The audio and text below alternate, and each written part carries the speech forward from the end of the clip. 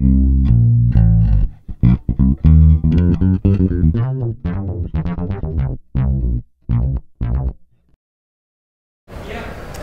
this is Tyler Nickerson reporting live from Tampa, Florida for the Daily Cardinal. I'm here joined by Senator Ron Johnson at the Republican National Convention. Thank you very much for being here tonight. Not a problem. Nice to see you, Tyler. All right, so we'll start off with a question about the Ron Paul movement. There's a lot of buzz surrounding Ron Paul, libertarian movement, and it's kind of my generation, younger people who are kind of really passionate in driving this movement and really feel what he has to say. Why do you think that is? Because, and by the way, I'm very pleased with that movement, and I'm very pleased that a lot of young people are attracted to Ron Paul's message, which is one of personal freedom, limited constitutional government. I mean, that's what I'm all about, and I'm really glad to see that that message is resonating with young people, because certainly I'm an accountant, okay? I'm a manufacturer, I'm a business owner, and so I go through all the facts and figures, all the numbers, and we are mortgaging your future. A lot of times when kids come into, I'm sorry, kids, you're young people. No, I'll take it. When they come into my office, I ask them, do you know what your share of the federal debt is? Your individual share. And nobody knows. I tell them, well, 3 years ago, it was about $33,000. Currently, it's over $50,000. And in 10 years, it'll be close to $80,000. Then I always add, well, but at the same time, you'll get your grandparents' share, add another 160 grand. You'll get your parents' share, add another 160 grand. I mean, the fact of the matter is, we are, by growing government, we are growing an unbelievable and unsustainable level of debt that we're heaping on your backs. And in doing that, we are really robbing you of a prosperous future. We have to stop it. Okay, now you addressed the fiscal aspects of what he has in his platform. How about some of the more social things? They don't exactly fall in party line, Republican party line, and I think that's kind of where the rift is his social platform. Sure. So do you think, given the youth that are driving this movement, do you think the Republican Party is going to have to adapt its social platform to kind of meet the social leanings of my generation as we mature? Well, first of all, we have two political parties, and both political parties have a pretty broad spectrum of individuals with a broad spectrum of beliefs. What holds the party together are the main issues, the big priorities that people agree on. And currently, because of that crushing burden of debt that we're keeping on your backs, that's the top priority. How do we get control over the size of government, over government's intrusion into our lives, over the resulting debt that we are incurring as a result of that? So that is such a top priority issue. You have noticed that the social issues have really taken a back seat. Yeah. Now, individuals that have beliefs on those social issues they're very strongly held beliefs, and I've got a great deal of respect for just about anybody's belief in that area. I'm really quite libertarian in my views, truthfully, and I realize that is really what kind of the young people's view is of those social issues as well. Certainly the way I handled those things in my campaign, because they were not as high a priority, not really on the radar screen during the campaign, I just dug down really deep and said, well, this is what I believe, and I told people what I believe. But the fact of the matter is, there's really going to be very little government action on most of those social issues, because the priorities, again, are getting our economy growing so that we actually create, let's say, recreate a land of unlimited opportunity, because Republicans, I truly believe this, are concerned about every American.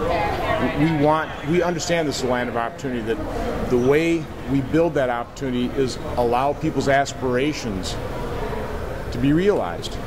And when you do that, when you operate within freedom, within a free enterprise system, economic history tells you that is what makes an economy grow. It's what, in America, we have 5% of the world's population, yet we produce over 20% of the world's goods. That's not because of growing government. Growing government's going to hamper our ability to do that. That's about freedom and the free enterprise system. So that's the solution. Yeah, and I do understand that is the platform that Republicans are pursuing. It's strictly an economic one. They're absolutely putting social issues in the background. However, I'm going to talk about abortion real quick. Missouri Senate candidate Todd Aiken, you actually came out, you were one of the first people to come out and really bash him for his comments about legitimate rape. You called his comments reprehensible and inexcusable and asked him to step aside. Knowing how you feel about those particular comments, could you just describe your own stance on abortion? Sure. Those comments were indefensible. And the reason I came out asking him to withdraw is I recognized immediately that was a self-inflicted mortal wound to his campaign. And if we're going to get our debt and deficit under control, we have to run the table. We need to retain a majority in the House. We need a majority in the Senate. People that are serious about leadership that will actually pass budgets, and we need Mitt Romney to be our next president. But my own views on abortion is that I'm pro-life. I sincerely believe that. I do agree with the 3 exceptions in terms of rape, incest, and life of the mother. But again, I understand there's other people that hold other views, and I don't morally condemn those individuals. Okay, so I do believe most Americans are pro-life. Yeah. I think most Americans believe at some point we need to protect the life of that unborn child, and I think their argument is where. I mean, I think the majority of pro-lifers believe we need to protect it at the moment of conception. So, but others believe maybe the first 6 weeks, but we also truly believe that partial birth abortion is really like infanticide. And if you really want to understand the extreme position, that would be President Obama's, who refused to vote yes to ban partial birth abortion in Illinois, and actually refused to ban the practice or protect a child born live after a failed attempt at a partial birth abortion. And that is an extreme position in terms of a pro-choice position that this president holds. Do you support personhood? Pardon? Personhood, but conception begins, or life begins immediately at conception. I believe it does. I think it's somewhat irrefutable. Again, the question is, at what point do we protect that life? Yeah. I believe it should be protected immediately. I understand others saying, well, not quite. It's at some other point. Yeah. That's really the debate. And what I found, the problem with Roe v. Wade is we had 9 unelected officials decide for an entire country an incredibly difficult moral issue that really would have been better decided by a democratic process. Now, I will be the first to admit, in a democratic process, I don't think the solution would be the one that I would want to see. Okay? And I don't think it'd be the one that necessarily people that are 100% pro-choice and people like President Obama that are all for partial birth abortion. It'd be somewhere in the middle, but I would think it would be far better if we decided that in a democratic process, probably state by state by state, which maybe over time, and let's face it, this debate has raged now for close to 30 years because we didn't allow it to come to a conclusion in a democratic process. And that's really I don't agree with Roe v. Wade as a decision, but I really disagree with the fact that the Supreme Court, nine justices, made that decision for now 307 million Americans. I just think that was the wrong way to handle that particular issue. Okay. So let's switch to the Cheesehead Revolution. That's what it's being termed. You're noticing it down here, right? Oh yeah, absolutely. I've even seen some. It's kind of fun to say. Where are you from? I'm from Wisconsin. Oh, and you get quite the reaction. No. Yeah. Do you get the cheers and the? Oh yeah. Well, not personally, I guess. We just got to milk it a little bit more. Yeah. No pun intended. But why is Walker, Priebus, and Paul Ryan? How did they become such prominent figures nationally? Because they've shown leadership. Yeah. America hungers for leadership. And we have not been getting any, not since I've been in the United States Senate. Here's an example. The Senate, controlled by Democrats, haven't passed a budget in over 3 years. Now, you've heard the Democrats say, well, that's because Republicans are filibustering. We can't filibuster a budget resolution. It only takes 51 votes. They have 53 Democratic senators. So, I would proposition that where compromise first has to occur is within the Democratic Senate caucus. They need to compromise amongst themselves to meet their legal obligation to pass a budget resolution by April 15th of each year. They have failed to meet that obligation for over 3 years now. Once they do that in the Senate, well, the House has already passed a budget. The Republicans have shown themselves responsible enough that they pass a budget that we can be held accountable to by the American public. Democrats don't want to be held accountable. The president has proposed 4 budgets now in his term. He has yet to put forward any solution to save either Social Security or Medicare for future generations. I mean, what do you expect to get out of Social Security and Medicare? Something. Most people say nothing because young people generally say they're looking at the numbers. They go, "It's not going to be there for me." Well, that's incredibly unfair. But to me, that also, when you're talking to young people, they're a pretty receptive audience for structural reform. But the president has no proposals for that, and now his last two budgets. When we are facing a very real, a very predictable fiscal crisis, the president has proposed two budgets. They're so unserious. They received 3 votes in the United States Congress. You know what the final vote tally is? 0 to 610. Now, think about that. I mean, you know we're in trouble financially. I just told you what the debt burden on your back is right now. The president facing that fiscal crisis, the person that we need to lead us to solutions on that, is putting forward plans that are so unserious, not a member of his own party are willing to give it a vote. Yeah. We do not have leadership, and that's the missing ingredient. That's why I support Governor Romney, Paul Ryan, but that is, by the way, why, I'm kind of getting back to your question, the reason people here, conservatives, Republicans, are so appreciative of what Governor Walker, the members of our state legislature, who in the face of repugnant levels of intimidation, you were down there, okay, there was an email sent out to every member of the Republican Senate caucus in Wisconsin that we're going to put a bullet in your head. We know where you and your family live. Now that is so far out of bounds, but even against that level of intimidation, we had legislators that had the courage to, first of all, acknowledge the problem, make some tough decisions. These weren't easy decisions. They certainly weren't easy votes. But they did that to solve the problem. Not hide from it, not put their head in the sand, not do what they thought would be politically popular for their re-election, because some of them lost re-election. Yeah. They paid the political price for taking that.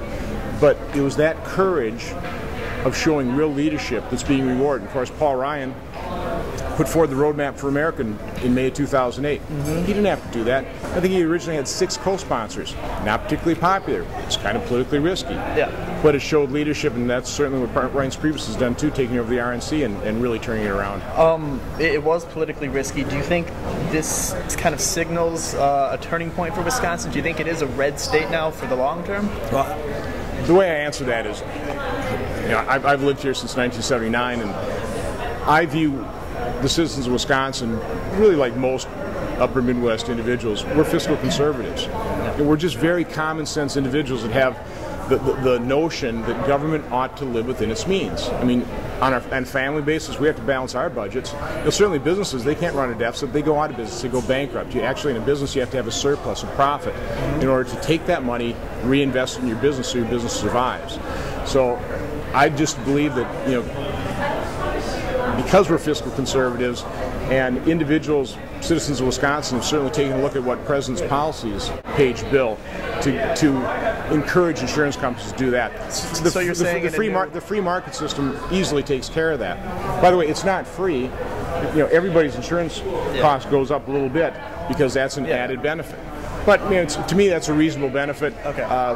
Easily, businesses could have gone to insurance companies. The people that work with us that we're buying insurance for, they would really like to see their children stay in their policy. Now, the downside of that is it's kind of creating dependencies on young people. They're not feeling quite the pressure to get out and build a life for themselves, leave the nest.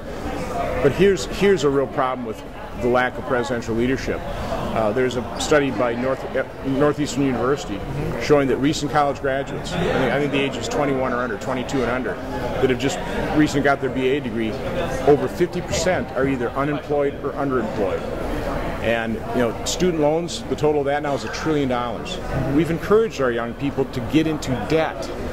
And now we have such a weak economy that they can't even get a job to get themselves out of that debt. I think we're doing a real disservice to our young people. A hypothetical, this might be kind of tough for you to answer, but let's say Romney, Ryan do get elected. They repeal Obamacare. They put forth a new plan. Do you think that stipulation that kids can stay insured until they're 26, would that be a part of that plan? It's not even necessary anymore. That's what I'm saying. The private marketplace is already doing that. Insurance companies are already doing it. Okay. So that was, you can solve so many problems with just informing the American public, and that was basically information given to the American public, and insurance companies responded.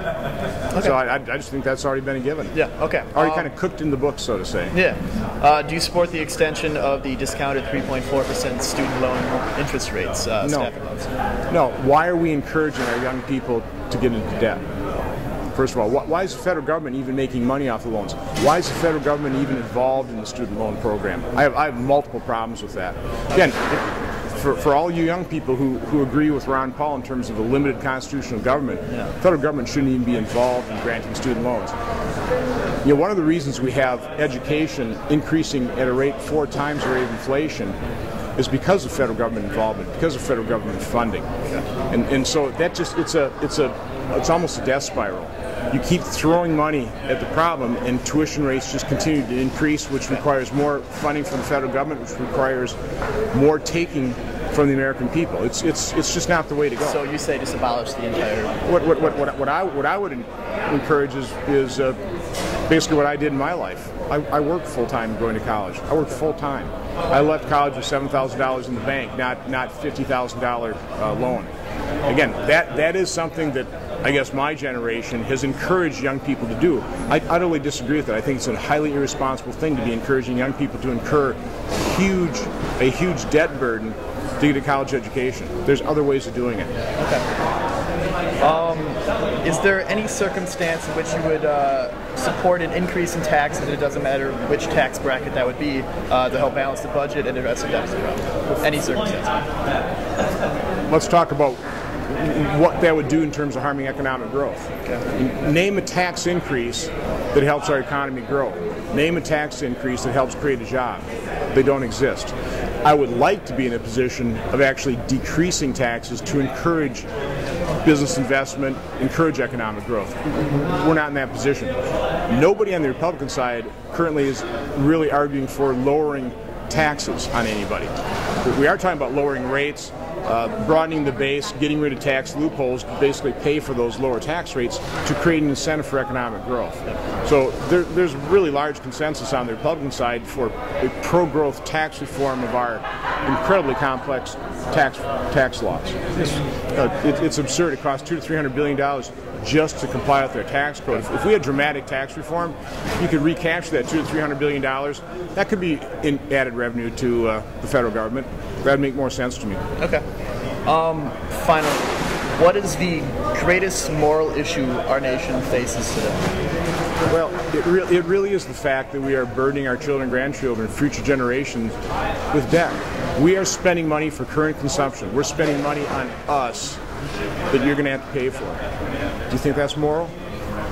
I don't know a parent that would run up all the credit card debt with the intention of turning those credit cards over to my kids or their grandkids. I'm glad I don't know people like that.